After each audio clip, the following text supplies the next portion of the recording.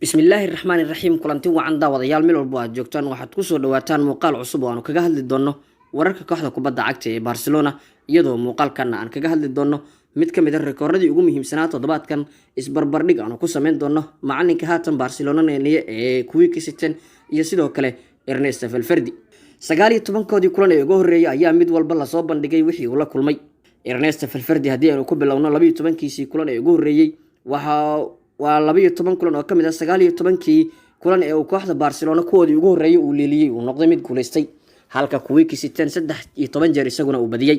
waxa barbaro uu galay Ernesto Valverde 4 jeer halka 3 jeerna barbaro uu galay kuwii ka siteen gool darro isku mid ah ayay la kulmeen oo min 3 gool darro ayay la kulmeen 19 kulan ee ugu horeeyay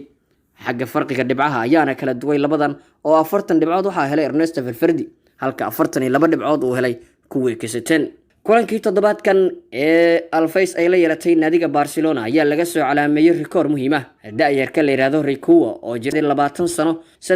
341 maalmood ayaa noqday ciyaaryahankii ugu yaraa ee Barcelona kaasoo sameeya laba caawin hal kulan oo La Liga ah tan iyo markii Thiago Alcantara uu ka hor yimid Villarreal bishii 8aad 2011 20 sano iyo 140 maalmood ayuuna jiray ciyaaryahan Thiago Alcantara kuwaasoo ka wada siman in akademiyada caanka ee La Masia ay ka soo wada bixeen labada ciyaaryahan ee rikoorkan muhiimka ah sameeyay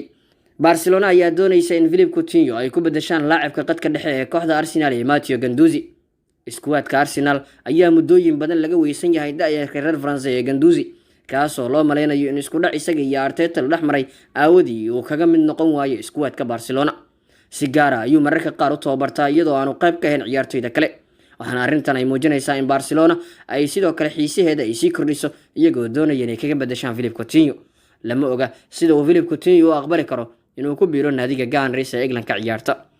dhanka kale xidiga weerarka uga ciyaara kooxda Arsenal ee Pierre-Emerick Aubameyang ayaa go'aan cusub ka qaatay mustaqbalkiisa kooxda Arsenal waxaana uu ku dhow yahay inuu dhamaado mustaqbalkiisa waxaana Aubameyang uu doonayaa inuu ka tago kooxda kubadda cagta ee Arsenal heshiiskiisa ayaana ku eg 30 bisha July ee sanadka soo aadan isagoo si xor ah uga sii tagi kara haddii aanay qandaraas cusub siinin kooxda Arsenal waxaana si xor ah uga tagi doonaa koox walba oo doono oo ugu biiri kara ciyaaryahankan Aubameyang waxaana xusid mudan in wargeyska Mundo Deportivo uu sheegay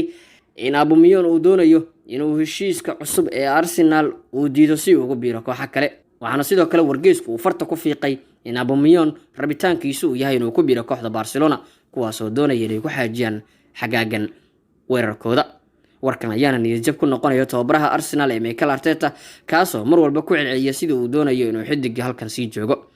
ugu dambeyntiina wargeyska El Club ee ka soo baxa Faransiiska ayaa saakay qoray in Barcelona ay isha ku hayso macallinkii hore ee kooxda PSG Laurent Blanc inay ka saxiixdaan heshiis hal sano ah si ay kaga kabsadaan dhibaatada macallin ee kooxdan haysata